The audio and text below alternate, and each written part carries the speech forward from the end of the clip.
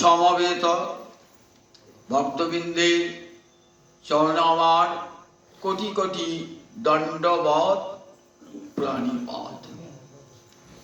শ্রীমদ্ ভাগবতের একাদশ স্কন্ধ। একাদশ স্কন্ধকে ভগবানের কি বলা হয়েছে? ললাট।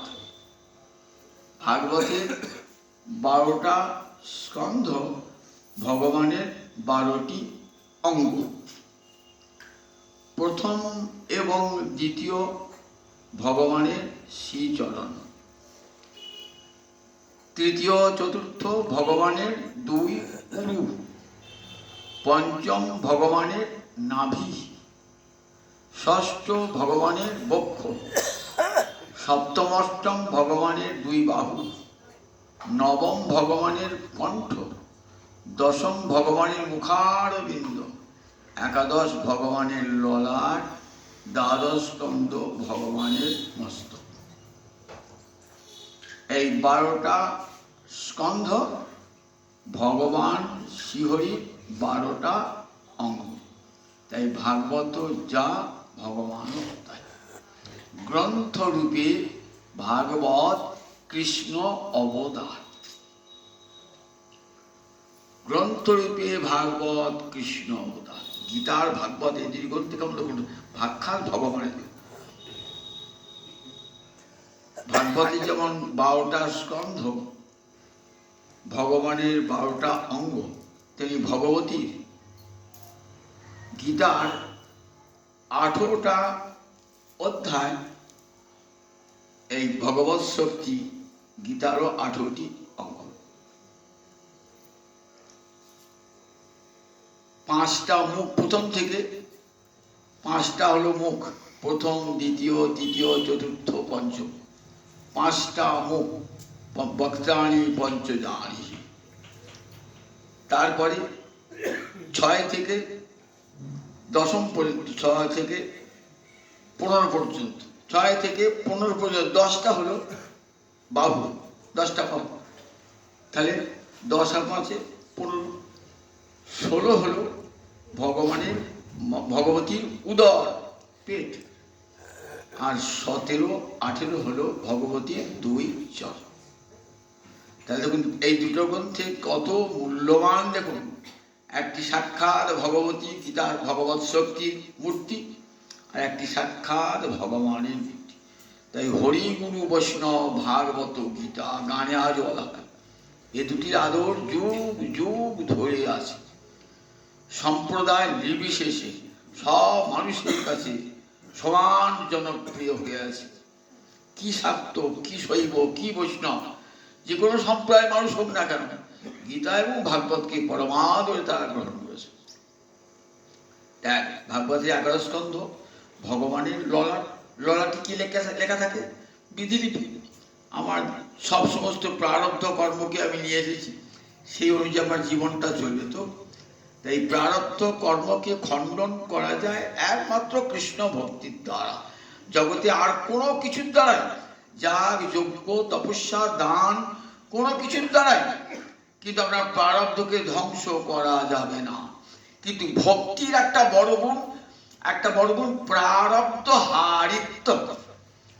দেখবেন ভক্তির সম্পত্তি সিদ্ধুতে রূপ গোস্বামী বলছেন যে প্রারব্ধ তো আমাদের সবাইকেই ভোগ করতে হয়, কিন্তু আমি যে মানে এই প্রারব্ধ কি করে কাটাবো? এই প্রারব্ধ বলে একমাত্র গোবিন্দ চরণে শরণাগতি করে প্রারব্ধ ধ্বংস হয়ে যাবে। ভক্তির একটা গুণই হলো প্রারব্ধ হারিত্ব। অর্থাৎ যা যা প্রারব্ধ কর্ম করছি সব পুড়ে ছাই হয়ে যাবে এই ভক্তিতে। ভক্তি এমন অগ্নি না যে সমস্ত পুড়ে ছাই হয়ে যায়। ভক্তির এই গুণটা আছে, আর কারো নাই। জ্ঞানেরও ক্ষমতা নেই, কিন্তু ভক্তির এই ক্ষমতাটা আছে। তাই শ্রীমদ্ ভাগবতে 11 স্কন্ধে দেখবেন ভগবান কিভাবে তার উদ্ধবকে উদ্দেশ্য করে বিশ্বজীবকে কেমন শিক্ষাটা দান করছেন। যে ওই বিশ্বজীব, ইচ্ছা করে তোমার ললাটে লিখনটাকে পরিবর্তন করতে হলো। যদি ভজনটা আমার হয়, তাহলে দেখো এই অনিত্য অসুখময় জগৎ, অনিত্যং অসুখম লোকে, এই অনিত্যম অসুখম লোকম, এই অনিত্যম অসুখম লোকম এখানে এসেও তুমি তোমার ললাটটাকে পরিবর্তন, ললাটের লিপিটাকে পরিবর্তন করতে পারো। যদি আমাকে ভজনা করো তাহলে সব তোমার সর্বকর্মারই ভস্মসাৎ, সব কর্ম পুড়ে ছাই হয়ে যাবে। অবধূত সংবাদ তার মধ্যে একটি গুরুত্বপূর্ণ অংশ দেখাচ্ছেন। ভজন পথে যেতে গেলে কেমন করে ভজন করতে হয় এটা তোমার জানতে হবে। গুরুর কাছে দীক্ষা নিলেই শুধু তো হবে না, ভজনটা আমি কেমন করে করবো। দীক্ষাটা নিলাম, দীক্ষা মানে তো একটা বীজ মন্ত্র, বীজটা তো মাটিতে পুঁততে হয়, জল দিতে হয়, সার দিতে হয়, যাতে সূর্যালোক পরে দেখতে হয়, তবে তো বীজটা গাছ হবে, তবে তো ফল প্রসব করবে। কিন্তু গাছ বীজটাকে আপনি জল দিলেন না, সার দিলেন না, কিছুই দিলেন না, সূর্যালোক পেল না, শুকিয়ে যাবে, আর সে গাছ হবে না, ফল হবে না। তাই দীক্ষা আমরা সবাই নিয়ে একটা সংস্কার করি। দশবিধের মানব জীবনের দশবিধের সংস্কার, যেমন উপনয়ন, চূড়াকরণ, নামকরণ, অন্নপ্রাশন, বিবাহ, 10টা সংস্কার, তেমনি দীক্ষা একটা সংস্কার। দেখুন পাঁচিল লেখা থাকে দীক্ষা একটা সংস্কার। অনেকেই এই সংস্কার বসে যাও আমাদের গুলো আছে দীক্ষা নিয়ে যাও গা, আর বয়স হওয়ার পর সবাই বলে। কিন্তু দীক্ষা নেওয়ার পর যে ভজন সাধন দীক্ষাটা কিন্তু আর 5টা সংস্কারের মতো নয়। এই সংস্কারটা এমনই, এই সংস্কারটা যে তোমার জীবনটাকে পাল্টিয়ে দেবে, জীবনটাকে পরিবর্তন করবে। একটা উপনয়ন পইতে আমার জীবনটাকে পাল্টাতে পারবে না, আমার নামকরণ আমার জীবনটাকে পাল্টাতে পারবে না, আমার বিবাহ আমার জীবনটাকে পাল্টাতে পারবে, কিন্তু পাল্টাতে পারবে কোনটা? আমার দীক্ষাটা কিন্তু আমার জীবনটাকে সম্পূর্ণ পরিবর্তন করতে পারে। সেই জন্য দীক্ষা খুব গুরুত্বপূর্ণ সংস্কার। এই দীক্ষা, দীক্ষা শুধু নিলেই হবে না, এমন গুরুর কাছে দীক্ষার গুরুত্ব, যিনি আমাকে ভজন পথে এগিয়ে নিয়ে যাবেন। তাই অবধূত এখানে বলছেন, আমি দীক্ষা গ্রহণ করার পর আমি ভজন কোথায় কোথায় যেখানে যেখানে ভজন শিক্ষা পেয়েছি আমি সেখানে কাউকে হেয় বলে, তুচ্ছ বলে আমি দূরে সরে দিই। দেখুন সরিদাসের পর পিঙ্গলা বেশ্যা রমণী, সে তো সমাজে নিন্দিতা, ঘৃণা, অস্পৃশ্যা, কিন্তু তার কাছেও শিক্ষা পেয়েছেন। তার গৃহ তো আর রাত্রি বসবাস করছেন, তার গৃহের অঙ্গনে বাস করছেন। যদি বলতেন ছি ওই ঘৃণ্য মেয়েটার বাড়িতে আমি থাকবো না, কিন্তু সেখানে তার শিক্ষা পেয়ে দিলেন, শিক্ষা দিলেন, বলেন তাকে আমি গুরু বলেই বরণ করে নিলাম। কি শিক্ষা পেলাম? আশাহি পরমং দুঃখম নৈরাশ্যং পরমং সুখম।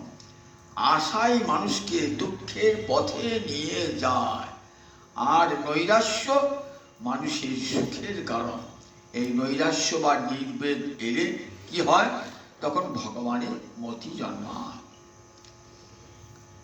এই যে পিঙ্গলা, একটার পর একটা পুরুষ গিয়েছেন, কিন্তু তার ডাকে কেউ সাড়া দেয় নাই। তখন সে কি করেছে? তখন নিজের আশায় জল ঢেলে দিয়ে বলেন, যথা আশা আমি সংচিত্ত সুস্বাপ পিঙ্গলা, সুখম সুস্বাপ পিঙ্গলা। তখন আশায় জল ঢেলে না, আর আশায় জল ঢেলে দিয়ে সে কি করলো? পরম সুখে নিদ্রা গেল, মনটা ভগবানের দিকে ঘুরে গেল। কি করে ভগবান দিকে ঘুরে গেল? ওই যে মহৎ কৃপা লাভ হয়ে গেছে, তার গৃহের উঠানে একটা ভক্ত এসেছে, তো তার সেবা করেছিলেন, সেই মহৎ সঙ্গের ফলে মনটা ভগবানের দিকে। ভগবানের মতন এমন স্বামী থাকতে আর কাকে স্বামী রূপে বরণ করবো, আর কাকে প্রতিবরণ করবো? জগতের স্বামী যৌবন কতদিন থাকবে? 10 বছর, 15 বছর, 20 বছর পর সে নুব্জ ক্ষুব্জ বৃদ্ধ হয়ে পড়বে। কিন্তু আমার ভগবান এমন স্বামী যে চিরকাল নবীন কিশোর হয়ে থাকবেন। গীতা বলাতে গতির ভর্তা প্রভু সাক্ষী নিবাস শরণম শ্রী। গতি ভর্তা মানে কি? ভর্তা মানে স্বামী, ভর্তা মানে প্রভু নয়, কিন্তু পরে প্রভু বলা আছে। গতির ভর্তা প্রভু সাক্ষী নিবাস শরণম শ্রী। তিনি আমার স্বামী, আবার আমার প্রভুও বটেন, আমার সুহৃদ বন্ধুও বটেন, আমার সখাও বটে। গতির ভর্তা, আমার পরম গতিও বটে আমার। তাই তার এমন স্বামী যে আমার অতি নিকটে আছে, বলছে আমার নিকটে, যিনি সুখপ্রদ, যার কাছ থেকে তো এই জগতে স্বামীর কাছ থেকে দুঃখ পেতে হবে, কিন্তু গোবিন্দের কাছ থেকে কোনো দুঃখ পেতে হবে না। এক গুণ যদি ভালোবাসেন, কোটি গুণ ভালোবাসা ফিরে আসবে। কোটি গুণ। এক গুণ ভালোবাসতে কোটি গুণ ভালোবাসবেন আপনাকে। আপনি এক পা এগিয়ে যান, গোবিন্দ 10 পা এগিয়ে আসবেন আপনার কাছে। তাই ভাগবতের সাধনা হলো যে ভগবানকে চাওয়ার সাধনা। কেমন করে ভগবানকে কেমন কি চাই ভগবানের কাছে? হে গোবিন্দ, ভগবান গোবিন্দ, তোমাকে আমি তোমাকেই চাই প্রভু, ধন দৌলত কিছুই চাই না, আমি কেবল তোমাকেই চাই। এই চাওয়ার সাধনাটাই ভাগবত দেখেছেন কেমন করে ভগবানকে চাইতে হয়। কোনো কিছুই চাই না, তোমাকে আমি পরম স্বামী রূপে, জগন্নাথ রূপে তোমাকে আমি চাই। তুমি জগৎ ভর্তা, তুমি জগতের সকলের স্বামী। এই জগতের স্বামী পটে আঁকা ছবি। বলেন যখন জগতে আসল স্বামীকে পেয়ে যাব, তখন এই পতি আর আমার কাছে গ্রহণযোগ্য হবে না। পতি, আমরা কথা বললাম, পতি নারায়ণ সাক্ষাৎ। এই জগতে সব সতী রমণী পতিকে ভালোবাসেন। কেন? নারায়ণকে পাবার জন্যে। নারায়ণ জ্ঞানে পতিকে সেবা করে। সতী পতিকে সেবা করে, নারায়ণ জ্ঞানী। পতিকে ধরলে আসল পতিকে পাবো, আসল পতিকে পাবো। এই পতিকে ভজতে পারে, ঠিক যদি ভজি, তাহলে আসল পতি নারায়ণকে পাবো। পতি নারায়ণ সাক্ষী। ধরুন একজন সতী রমণী, সে পতির প্রসাদ ছাড়া খায় না। তা পতি বিদেশে যাবে, তো তখন দেখো আমি কেমন করে জল গ্রহণ করবো, তুমি থাকবে না বাড়িতে। তারপরে এক কাজ করবো, আমার একটা ছবি তোমাকে দিয়ে যাচ্ছে, এই ছবিটা কাছে আমার ঠাকুরের ভোগ নিবেদন করে আমার দেবে, তারপর তুমি প্রসাদ খাবে। এমনি করে সে প্রতিদিন করে। এখন একবার বাদে স্বামী আসবে, একবার স্বামী ওইভাবে সেবা করছে।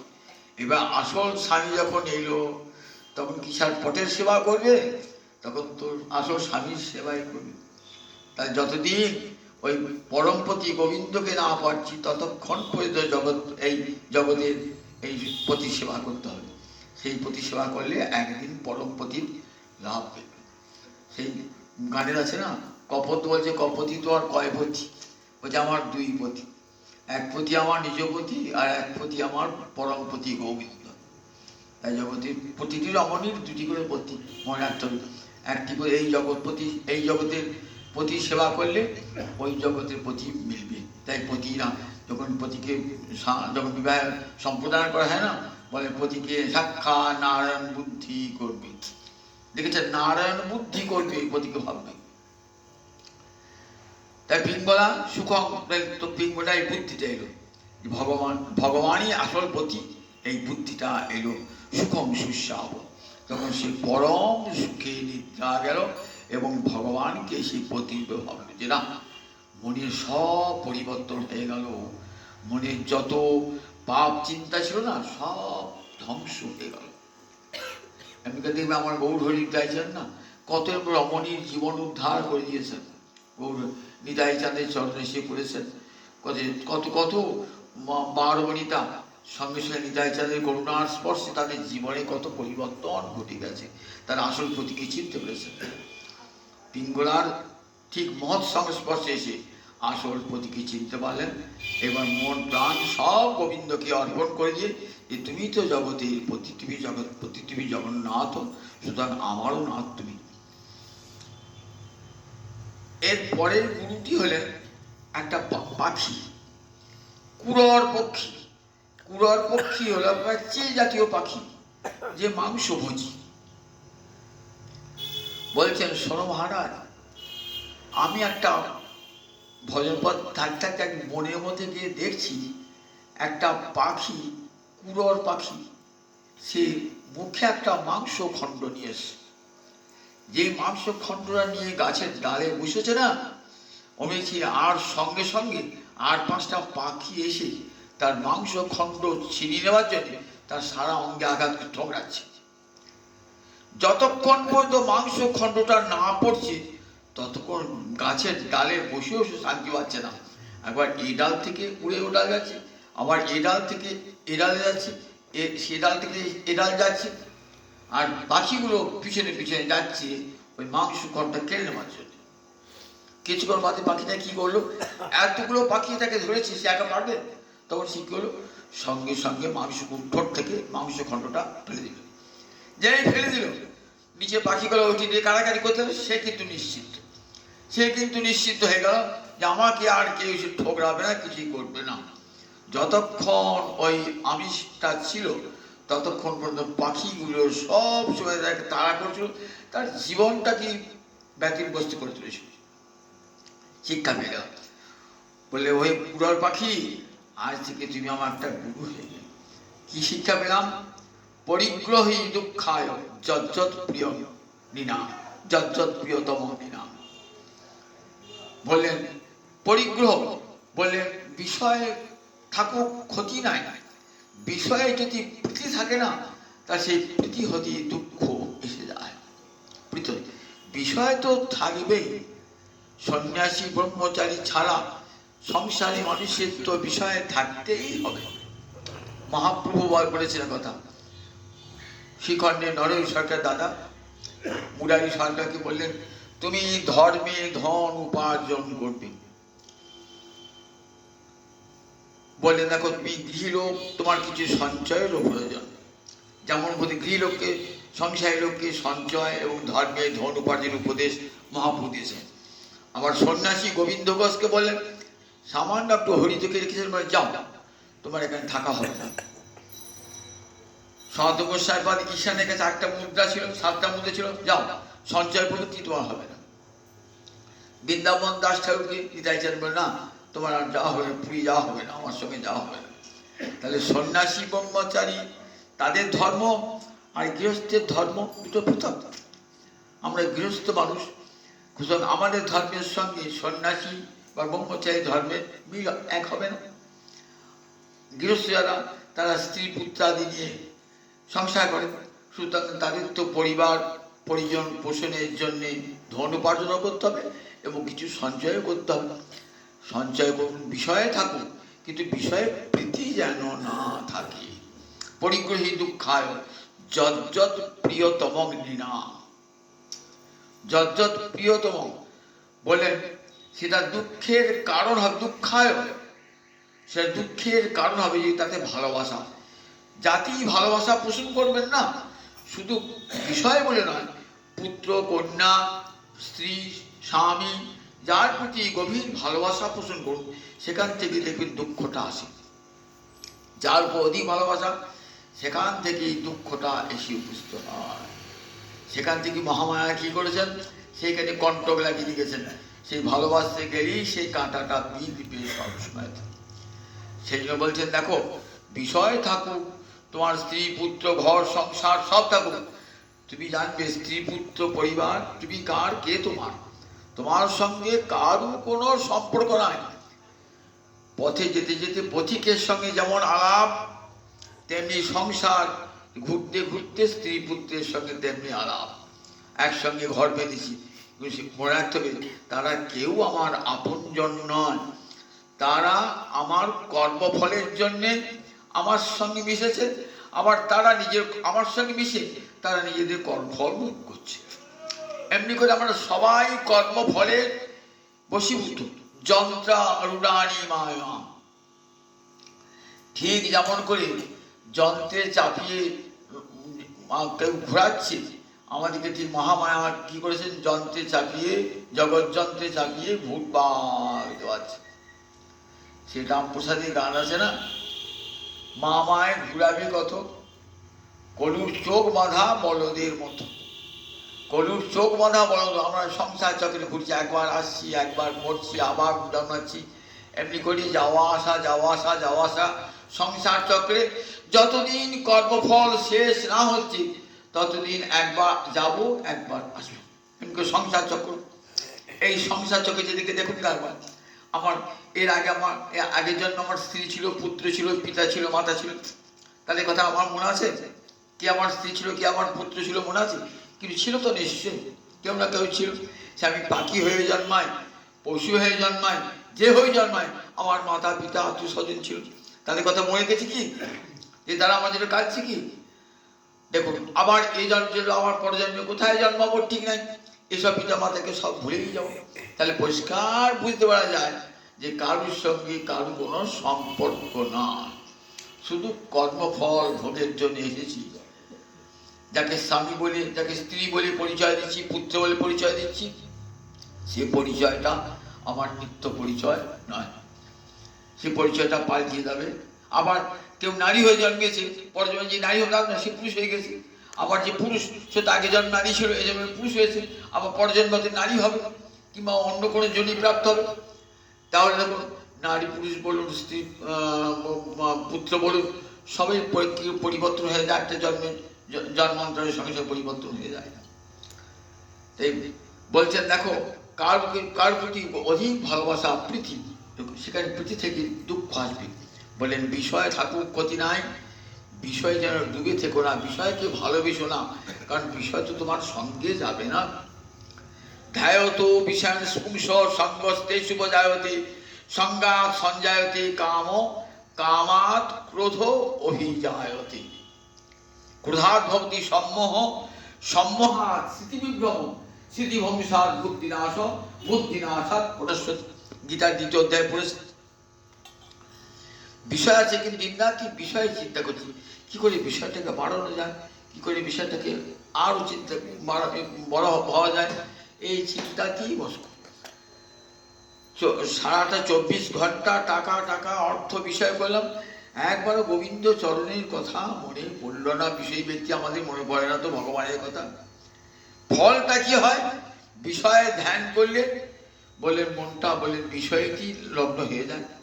ধ্যায়তে বিষয় সঙ্গ, আসক্তি, যত বিষয় চিন্তা করবেন না, তত বিষয়ে আসক্তি। সঙ্গস্থে উপজায়তে সংজ্ঞাত সঞ্জায়তে কাম, আসক্তি কামনা হয় আরো ধন হোক, আরো ধন হোক মনে হয়। কামাত ক্রোধ বিজায়তে, আমরা সেই কামনার পথে যে বাধা দেবে তার প্রতি ক্রোধ এসে যায়। আর ক্রোধ মানুষের একটা এমন শত্রু না, সম্মোহ, মোহে, সম্মোহরূপে মোহ এসে যায়। আমি কোন বংশের সন্তান, আমি শিক্ষিত বিদ্বান বিদুষী, এই জ্ঞানটাও তখন থাকে না। কাকে কার প্রতি কি ক্রোধ করছেন, ক্রোধ মানুষকে চণ্ডাল করে দেয়। সম্মোহাত স্মৃতিবিভ্রম হয়ে যায়, আর স্মৃতিভ্রংসাৎ বুদ্ধিনাশ। তখন ভালো মন্দ জ্ঞান, কাণ্ড জ্ঞান থাকে না, হিতায়ের জ্ঞান থাকে না। ক্রোধের বশে এমন কাজ করে ফেলায় যার জন্য সারা জীবন কষ্ট দুঃখ ভোগ করতে হয়। একটা উদাহরণ দিই, ধরো নলিন বাবু বলে একটা লোক আছে, তার অনেক জমি জায়গা আছে, তার সে বড় চাকরি করে কলকাতায়। জমি জায়গা আর দিকে গ্রামও আসেন না, জমি জায়গাগুলো সব পূর্বপুরুষকে যাদেরকে দেওয়া আছে, কেউ হয়তো বাড়িতে দুর্গা পূজা আসে, পুরোহিতকে দেওয়া আছে, পুরোহিত কিছু ভোগ করে, আবার যে জমি জায়গা থাকে সে কিছু ভোগ করে, আবার যে ঢাক বাজান সে কিছু ভোগ করে, এমনি করে 5 জন ভোগ করছে। ও ভাবতো ও তার সামান্য জমি আর কি উপায় হবে, এইগুলো। আর বাড়ির যে সম্পত্তির কথা মনেই থাকতো না, মোটা টাকা মাইনে চাকরি করতো, তো চাকরি করতে করতে এবার রিটায়ার করেছে, পেনশন তো অত মাইনে হবে না, কমে গেছে, মাইনে অনেক কমে গেছে। তখন ভাবছি কি করে টাকাটা বাড়ানো যায়, আমার চাকরি মতো টাকাটা হয়। তখন গ্রামে তো জমি জায়গা আছে, এবার গ্রামে যখন জমি জায়গা দখল করতে এলো, তখন তারা যা নিজে ভোগ করছে, তারা 30 বছর 40 বছর ভোগ করেছে, তারা সহজে ছাড়বে না, বলে আমি এটা বাবু এটা ভোগ করছি, আমাকে দিকে চালানো পূর্বপুরুষ। এবার তার সে কী করতে হবে, কিছুতেই তার ছাড়িয়ে আনতে পারবে না। তখন কি করলো, সে তখন জাল দলিল করলো। জাল দলিল করে কি করলো, কোর্টে প্রমাণ করার চেষ্টা করলো সম্পত্তি আমার, যে ভাগে করছে, যে একদিন পৌরিত্য করেছে, যে ব্রাহ্মণ সেবা করেছে, তারা তো তাদের দলিল আছে। এবার জাল দলিল করে কি হলো, ধরা পড়লো। ধরা পড়ে সে কি হলো, লাঠি হতে শেষ পর্যন্ত জাল দলিল তৈরি করে শেষ পর্যন্ত জেলে গিয়ে জেল খাটতে লাগলো। তাহলে কোথায় ছিল, দেখো কি কোথায় ছিল, বেশ সুখে খাচ্ছিল, সামান্য যা পেনশন পেত তাতেই সংসার চলতো, কিন্তু তাকে আরো বাড়াতে গিয়ে তার কেমন সর্বনাশ হলো। এবার মারামারি লাঠি করে জাল দলিল করে জেলে পছন্দ। তাহলে স্মৃতিভ্রংসাৎ বুদ্ধিনাশ, জাল দলিলটাকে আমি ধরা পড়বো এই ভয়টাও আর তার নাই। আবার জাল দলিল কিছু মারামারি করে পুরো ঘুরিয়ে গেল, তাই জন্য যাও এখানে এই জন্মে এখানে না জেলে কারাগারে ভাত খাও, আবার পরজন্মে গিয়ে নরকে পচন। তাহলে বিষয় চিন্তা মানুষকে কোথায় নিয়ে যায় একবার দেখুন। বিষয় চিন্তা, সেই বিষয় প্রীতি বলেন বিষয়ে থাকুক, বিষয়ে যেন প্রীতি না থাকে। ওই আমিষটা ত্যাগ করার সঙ্গে সঙ্গে সে যেমন নির্মুক্ত হলো। তাই বলেন দেখো, তদ্বিদ্যান যস্তু অকিঞ্চন অনন্তম সুখম আপনতি। অনন্তম সুখম বলে আমি শিক্ষা পেয়ে গেলাম, যদি অনন্ত সুখ পেতে হয় তাহলে জানতে হবে এই বিষয়গুলোই আমাকে আকৃষ্ট করে গেছে। বিষয়ের জন্য যত দুঃখ, বিষয় কিছু শাস্ত্রে বিষ বলে গেছে, বিষ বলে গেছে। বিষয় থেকেই যত অশান্তির সৃষ্টি হয়। একটা লোকের 5টা ছেলে, বাবার মেলা সম্পদ আছে, মারামারি 5 ভাই। বাবা শান্তিতে থাকবে কি? এসে বাড়িতে ঢুকছে, দেখছি ভাইয়ে ভাইয়ে মারামারি। আবার যারা একটা ছেলে আছে, সে দেখি বাবাকে কি হত্যা করে সমস্ত সম্পত্তি মালিক হয়ে যায়। আজকেই কাগজে দেখলাম, জানেন তো, বাবার পেনশনটা বাবার জন্য ছেলে বাবাকে বেরিয়েছে, বাবা বেরিয়েছে। তাহলে দেখুন, অর্থ এমন না, বিষয় এমন বস্তু না, তোমার পিতা পুত্র জ্ঞানও থাকে না, এমন হয়ে যায়। পিতা মাতা যে বা মাকে বেরিয়ে পেনশন পাওয়ার জন্য, তাহলে দেখুন পিতা পুত্র কোনো জ্ঞান থাকে না। অর্থ এমন এমন ভয়ঙ্কর। বিষয় যে কেন বিষয় থাকুক, সংসার তো ভোগ করতে হবে, কিন্তু সেই বিষয় প্রীতি দেবো না। প্রীতি থাকলে তোমাকে নরকে নিয়ে চলে যাবে, বিষয় নরকে নিয়ে চলে যাবে। আমি দেখলাম ওই পুরার পক্ষে আমাকে শিক্ষাটা দিয়ে গেল যে দেখো, অকিঞ্চন হয়ে জানবে কোনটাই আমার না। আমরা ভাগবতে দেখেছি কত বড় বড় রাজা কৃষ্ণ ভক্ত। প্রহ্লাদ তো ঐশ্বর্য ভোগ করেছেন, মহারাজ যুধিষ্ঠির ঐশ্বর্য ভোগ করেছেন, ধ্রুব ঐশ্বর্য ভোগ করেছেন, প্রহ্লাদ ঐশ্বর্য ভোগ করেছেন, কিন্তু কোনোদিন মহারাজ অম্বরীশ বিষয় ভোগ করেছেন, কোনোদিন ভাবেন নাই যে বিষয় আমার। গোবিন্দের করুণায় আমি তার প্রতিনিধি হয়ে আছি। এই সম্পদ আমার নয়, এই সম্পদ প্রজাদের। সবচেয়ে ভক্ত সে একটা গল্প আছে না, এক দেশের রাজা আরেক দেশের রাজার কাছে এসেছে। তা বিরাট রাজা বলছে, আপনার সুন্দর দেখাচ্ছে বাড়িটা, আপনার অট্টালিকা তো বিশাল। তা বলছে, না না, এই অট্টালিকা আমার নয়, গোবিন্দের। রাজসভা দেখাচ্ছে, কি সুন্দর সভা, বলছে সভা আমার নয়, গোবিন্দের। সরোবর দেখালেন, কি সুন্দর সরোবর, বলছে সরোবর তো আমার নয়, গোবিন্দের। বিশাল মন্দির, বা কি সুন্দর মন্দির, মন্দিরটা আমার নয়, মন্দির গোবিন্দের। শেষকালে দেখছেন গোবিন্দ মন্দিরের মধ্যে রাধা গোবিন্দ যুগল বিগ্রহ। এটি কার? বলে এটি আমার, এটি আমার, গোবিন্দটি আমার, আর সব গোবিন্দের, আর গোবিন্দই শুধু আমার। এই বোধটা অন্তরে আনতে হবে। তেন তত্ত্বেন ভুঞ্জিতা, ভারতবর্ষে বেদমত উপদেশ দিয়েছেন, সম্পদ থাকুক, সম্পদকে প্রসাদ করে ভোগ করো, তত্ত্বেন ভুঞ্জিতা। তার তত্ত্ব হবে, অর্থাৎ তিনি ভোগ করেছেন, এবার আমাকে প্রসাদ রূপে দিয়েছেন, আমি প্রসাদ রূপে গ্রহণ করছি। মা গৃধ কস্য সিদ্ধন অপরের ধনে লোভ করুণা। দেখুন তার প্রমাণ দেখুন, অথচ যেতে হবে না, গৌরাঙ্গ অবতারে রূপ সনাতন তো জগৎকে দেখাবার জন্য তার সংসারটা বরণ করলেন। ইচ্ছা করে তারা বরণ করতে নাও করতে পারতেন, তার তো মঞ্জরি, তার তো ভোজের মঞ্জরি এসেছিলেন গৌরাঙ্গ অবতারে পুরুষ রূপে। তার তো ইচ্ছা করে সংসার বরণ তার তো করবার দরকার ছিল না। সংসারটা বরণ করলেন কেন? জগৎকে দেখা যায়, দেখ সংসারটা কেমন, দেখ। সংসারে এসে আবার সেই সংসারটা কেমন করে পরিত্যাগ করলেন দেখুন। কত কম বয়সে, রূপ সনাতন তখন প্রায় যুবক, তারপর তখন ঘরে স্ত্রী রয়েছে, পুত্র রয়েছে, কোনো সুখের অভাব নাই, সোনার টাকায় বেতন। রাজা থাকতে পালকি করে চলতেন, রাজা থাকতে বিশাল বিরাট বহুল অট্টালিকায় রূপ সনাতন মন্ত্রী রয়েছে। তাদের তো ভোগের উপকরণ কম ছিল না, কিন্তু ভোগে ডুবে যান নাই। এত ভোগ পেয়েও মনটা সব সময় গোবিন্দ চরণে রয়েছে। ঠিক এমনি করে থাকতে হবে। দেখাচ্ছে রূপ সনাতন যে এত চরম ভোগের মধ্যে থেকেও মনটা রাখো গোবিন্দ চরণ অরবিন্দে। মনে মনে ভাবো, গোবিন্দ এত বিষয় দিয়ে তুমি আমার মনটাকে সরিয়ে দিতে শুরু, আমি কিছুতেই আমার মনটা তোমার চরণ থেকে সরাবো না। মহারাজ অম্বরীশ ভগবানের কাছে কি প্রার্থনা করতেন? কামঞ্চ দাস্যে, তোমার যেন দাস হয়ে জন্মাতে পারি। বলেন নাই আমাকে রাজা করো, পরের জন্মে আবার এমনি যেন রাজা হই, এর চেয়ে আরো বড় রাজা হয়, এটা বলেন নাই। কি কামনা করতেন? কামঞ্চ দাস্যে, হে গোবিন্দ আমি যেন পরের জন্মে আবার তোমার দাস হয়ে থাকি। প্রহ্লাদকে বলছেন, প্রহ্লাদ তুমি কি নেবে বলো, তোমার পিতা কত রাজ সম্পদ? না না, আমি দেখেছি বাবার তো প্রচুর সম্পদ ছিল, সেই সম্পদই হলো তার বিনাশের কারণ। কিভাবে আমার পিতার মৃত্যু হলো আমি চোখের সামনে দেখলাম, কি ভয়ঙ্কর তার পরিণতি। আমি চাই না বিষয় করবো। তাহলে তুমি কি চাও? আমার জন্য এত কষ্ট ভোগ করেছো, তোমাকে এত দুঃখ লাঞ্ছনা দিয়েছে, তুমি কি চাও? বললেন, দেখো বিষয় তো আমি নেবো না, আমাকে লোভ দেখিও না, আমি তো অসুরের ছেলে। অসুরের ছেলেদের কি থাকে না, বিষয়ে লোভ থাকে।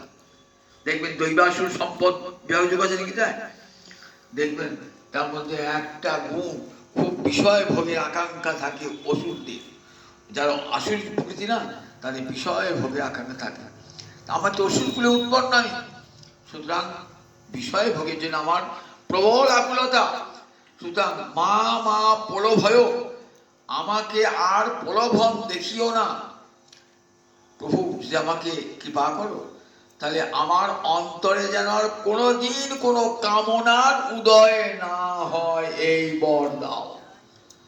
আর এই বরটা দাও, যা প্রীতি অবিবেকিনাং বিষয়েষু অনপায়নি তামরু শরত স্বামী হৃদয়াত না প্রসাদ।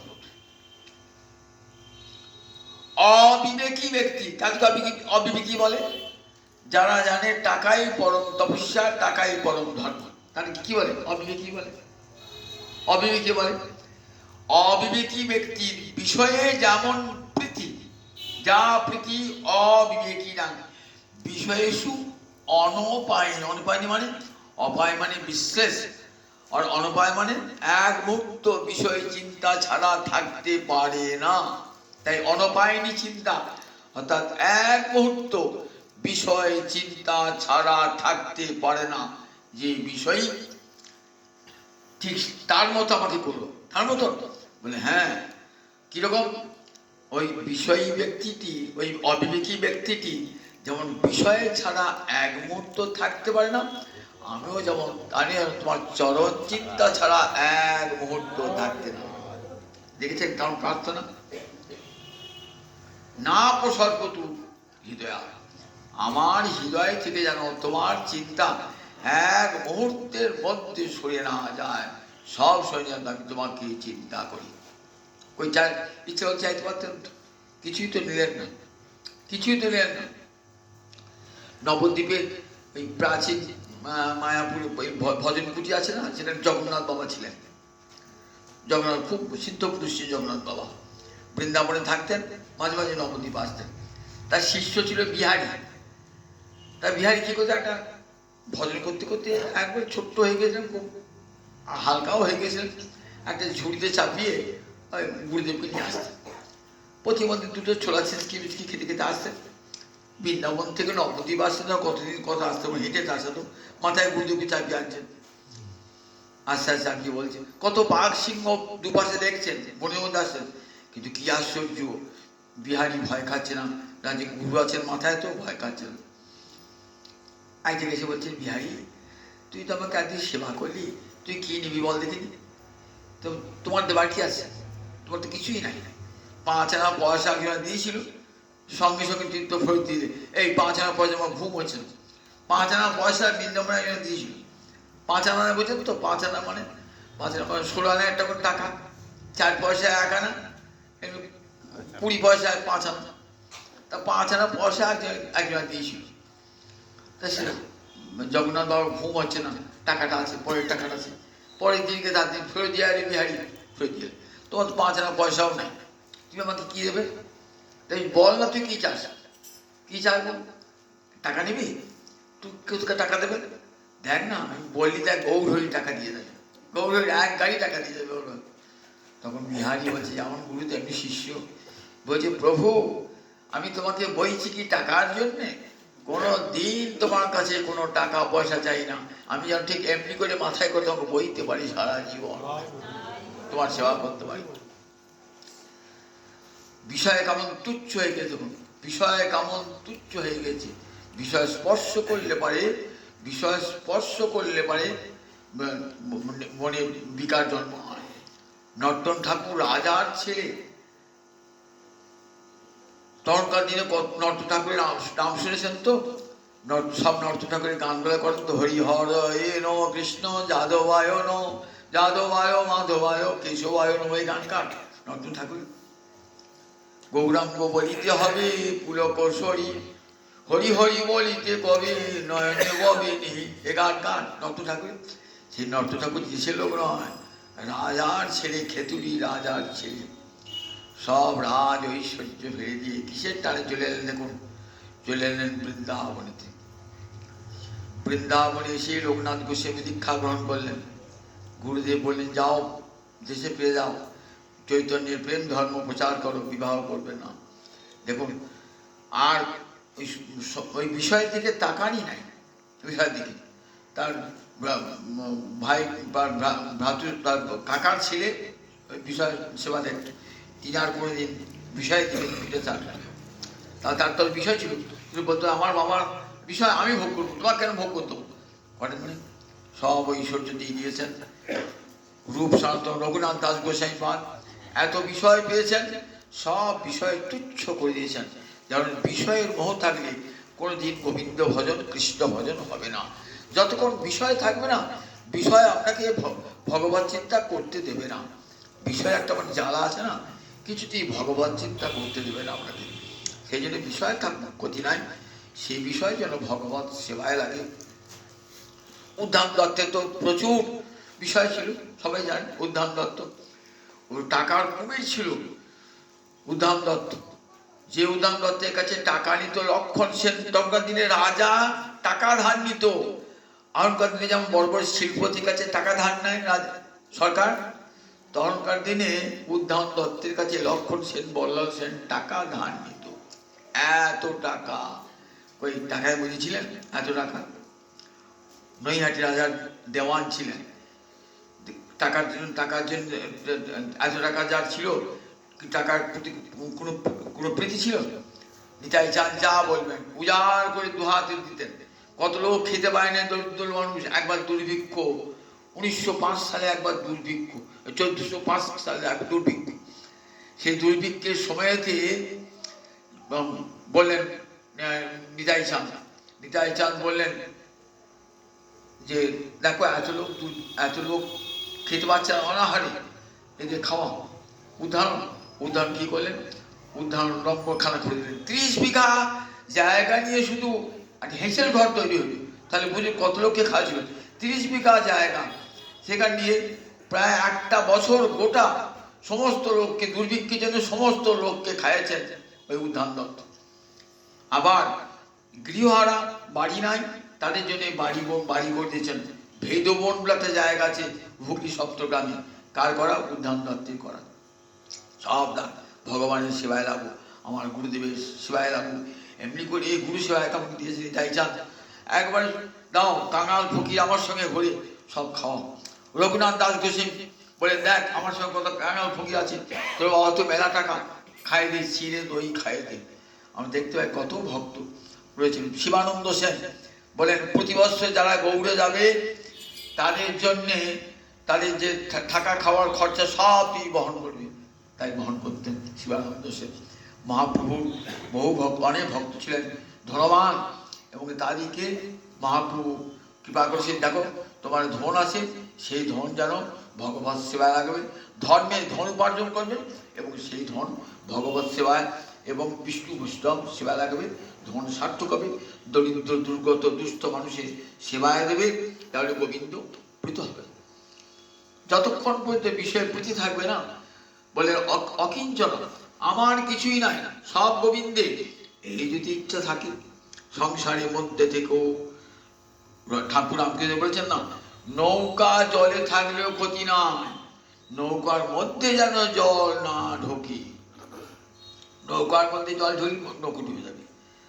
আমার বিষয়টাও গতি নাই, রাজাই গতি নাই, কিন্তু আমার মন যেন গোবিন্দ চরণ পঙ্কজে পড়ে থাকে। এটি শিক্ষা দিয়ে দিলেন আমাকে ওই গুরুর পক্ষীটা শিক্ষা দেয়। তাই গুরুর পক্ষী বললাম, তুমি আজ থেকে আমার গুরু। তারপরে দেখছেন একটা ছোট্ট শিশু, আমার ছোট্ট শিশু গুরু হয়। দেখুন ছোট্ট শিশু, তার দেখছেন একটা কুড়ে ঘরে একটা রমণী একটা ছেলেকে করে আছে। ছেলেটা মাঝে মায়ের কোল থেকে ছুটে যাচ্ছে, আপন মনে ধুলো ঘাঁটছে, কাদা ঘাঁটছে, আপন মনে খেলা করছে, এটা সেটা নিয়ে ধরাচ্ছে, সবসময় আনন্দে হাসিতে মত্ত হয়ে রয়েছে। আমি ভাবলাম দেখো ওর কোনো চিন্তা নাই, এতটুকু ভাবনা নাই। বলে দেখো ওর মান অপমান বোধ পর্যন্ত নাই, ওর ঘরে স্ত্রী পুত্র আছে বলে কোনো ভাবনা পর্যন্ত নাই। কেমন আত্মরতি আত্মক্রিয় হয়ে রয়েছে, নিজেকে নিজে ভালোবাসছে আর নিজে খেলাতে মাতোয়ারা হয়ে রয়েছে। বলেন ওরে তুই আজ থেকে আমার গুরু হলি, তো কেমন ঠিক এইরকম করে বিচরণ করি আমি, জানো ভালবৎ বিচরা আমিও হন।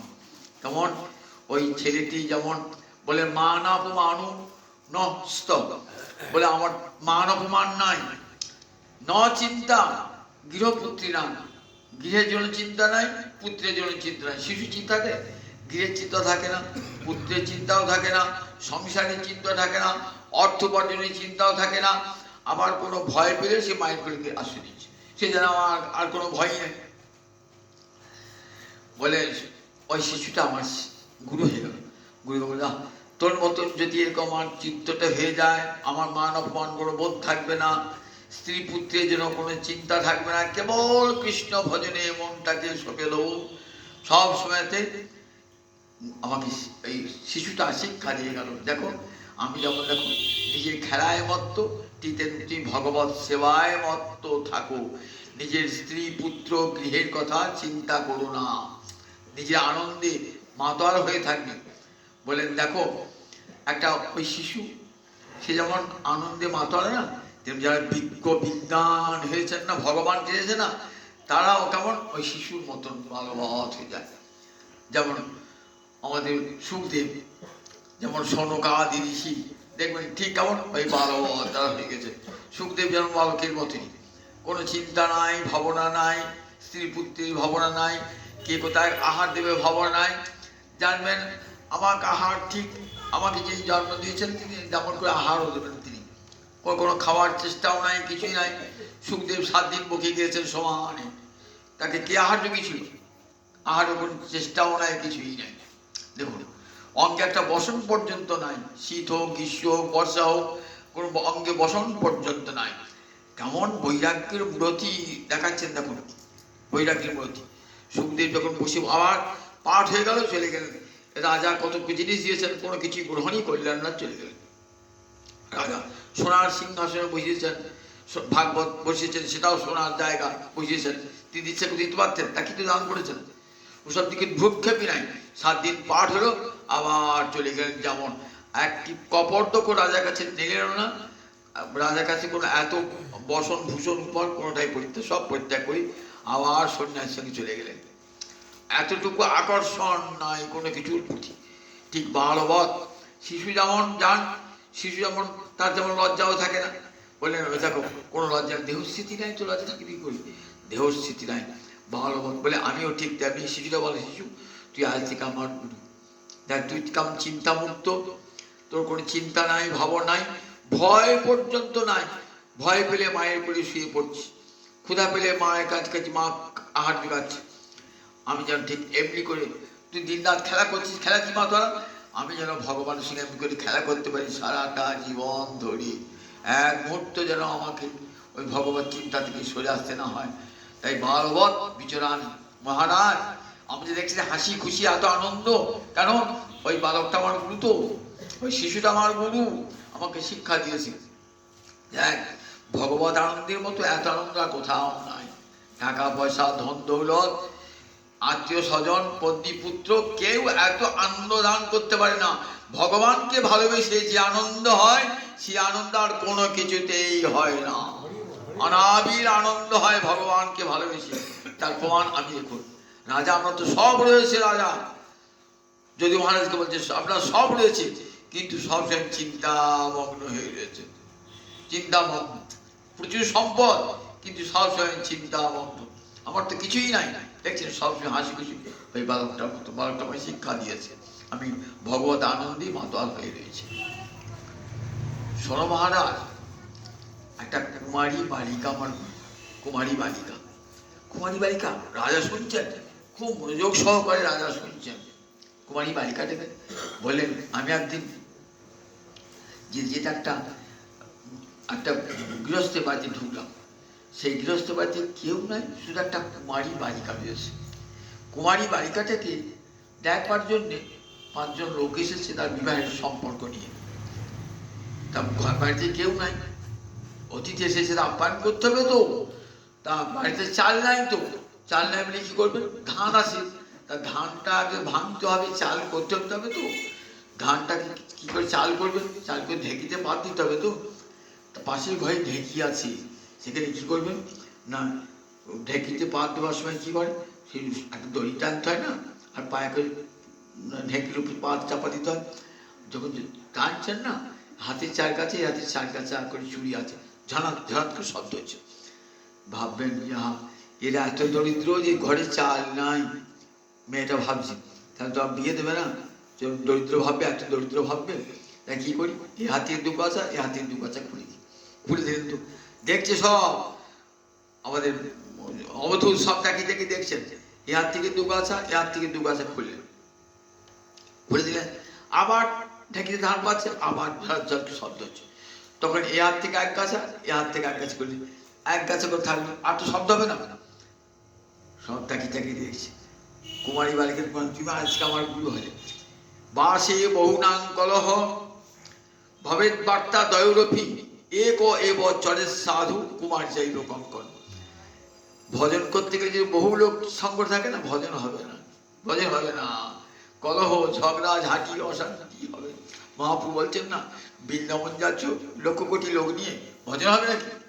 বৃন্দাবন যাত্রা, যে ভজন করতে গেলে কখনো 5 জন থাকলে ভজন হয় না, নিজে ভজন হয় না। তাহলে বাসে যদি 2 জন থাকে, যদি শোনার মনোভাবনা না হয়, তাহলে ওকে খিটখিটি লেগে যায়, তাহলে কি হবে, বাস বলে ভবেদ বার্তা দয়রপি, কথাবার্তা হবে, ভবেদ বার্তা এক এব চরের সাধু, একাকী বিচরণ করবেন চরের সাধু। যদি সমবাসনযুক্ত, আমি যে পথে ভজনা করছি সেরকম ভজন লোক যদি না পাই, তাহলে একাই থাকবে। আর যদি পান সাধু সঙ্গ, তাহলে অবশ্যই সাধু সঙ্গ করবেন, কারণ সাধু সঙ্গ সর্বশাস্ত্রে কয়, যার এক লভ মাত্র সর্বসিদ্ধি হয়। শাস্ত্রে কিন্তু নিঃসঙ্গ বিচরণ করতে বলেন নাই। আমার মহাপুরুষ ধর্ম না, সেটি কিন্তু বহু মিলিত্বা তার নাম ও সুখম সংকীর্তন, অনেক সঙ্গে মিলে হরিনাম সংকীর্তন করতে হয়, একাকী চলা যায় না। কিন্তু দেখেন ভজন সাধনে আমার অসুবিধা হচ্ছে, আমি মালা জপ করছি, সেখানে একটা লোক বসে কেবল বক করছি, আমার মালা জপ হবে না, তাহলে তখন মালাটা থেমে দিতে হবে, কিংবা তার থেকে দূরে সরে যেতে হবে, আমার জপ হবে না। আমি জপ করছি আর কথাও বলছি, জপ করছি কথাও বলছি, হয় না? রাস্তায় যাচ্ছি জপ করতে করতে, মালা করতে হয় না? আমি যখন জপ করবো, আমি নির্জনে করবো জপ, ভগবানকে স্মরণ করতে জপ, হরে কৃষ্ণ নাম প্রদান করছি, নামীকে সঙ্গে স্মরণ করছি, হবে না? তাহলে এই করে বছরে তখন আমি একাকী বিচরণ করবো, যে সবাসন লোক দাগায়, বাসি বউ না, অনেক লোক তো মোটেই নয়, 2 জনও নয়, একাকী চলবো। আর যদি দেখি সবাই আমার মতন জপ করছি, সবাই আমার মতন কীর্তন করছে, তাহলে সেই সাধুর সঙ্গ আমি করবো, সাধু সঙ্গ করতে নিষেধ করেন নাই। তাই ওই কুমারী বালিকাটা আমি গুরু বলে বরণ করলাম, আমাকে শিক্ষা দিয়ে গেল, যদি সমবাসনযুক্ত লোক না পাও, একাকী বিচরণ করবে, একাকী ভজন সাধন করবে, তাহলে ভজনের উন্নতি লাভ হবে, ধীরে ধীরে কোষ পারমার্থিক পথে অগ্রসর হয়ে যাবে। জানি তাই, এটা পরের দিন বিস্তার করে জানি তাই।